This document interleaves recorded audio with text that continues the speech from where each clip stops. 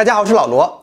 几个月前，我用3天给家里换了4个窗户，并且和大家分享了我换窗户的过程。今天我来和大家分享一下我安装卷帘式窗帘的过程，希望对需要给家里安装窗帘的朋友们有所帮助。那我们首先来聊一下我这次用的工具。这里除了卷帘自带的卡扣，我还需要一个电钻、钻头、一个冲击起子或者螺丝刀。大家看，这种卷帘的安装方法是通过卷帘底板的这3个洞，把卷帘固定到窗框上面。其实乍一看呢，这里需要拿一个尺子，然后大致的量一下这3个洞的位置，然后再用尺子在窗框上画好记号。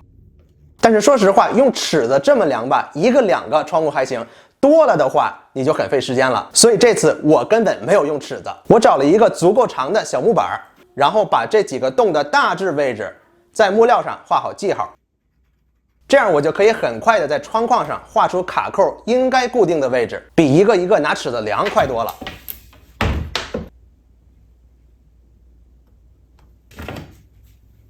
其实这里并不需要一个木条，拿一个硬的纸板也是可以的。画好卡扣的位置，下一步就是画好卡扣螺丝眼的位置了。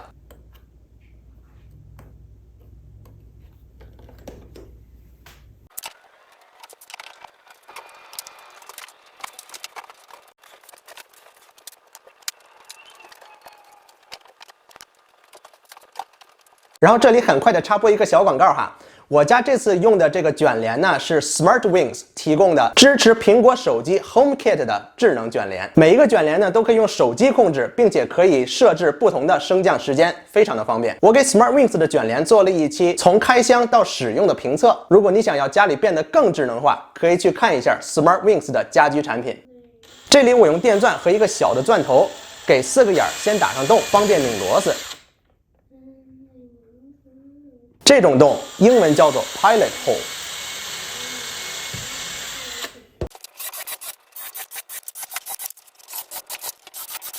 上螺丝的时候，虽然只需要一个螺丝刀，但如果有一个冲击起子的话，会事半功倍。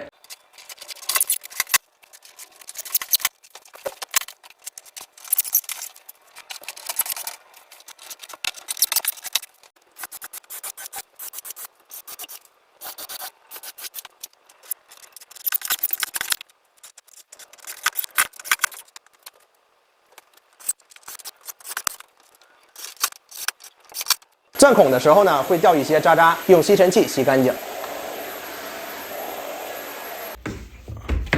最后就是把新卷帘装进卡扣。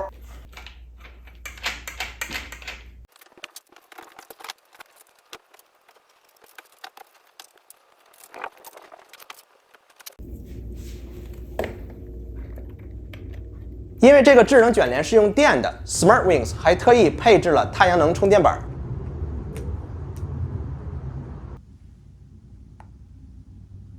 最后大家看，我可以用手机直接控制这2个卷帘，非常的方便。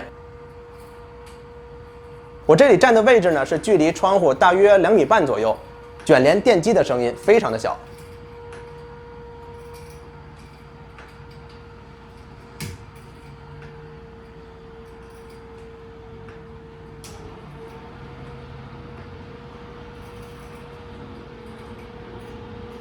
好了，这些呢就是我这次安装智能窗帘的过程了。我们在干活的时候，如果遇到了需要做重复动作的时候，可以想一想用什么方法能够缩短这些重复步骤的过程。就比方说我这次安窗帘，用一个木条或者拿一个纸板把记号画上去，要比用尺子一个一个的量更简单更快捷。希望今天的分享能对需要给家里装卷帘或者百叶窗的朋友们有所帮助。如果你有什么问题呢，欢迎给我留言，也希望你能够订阅我的频道。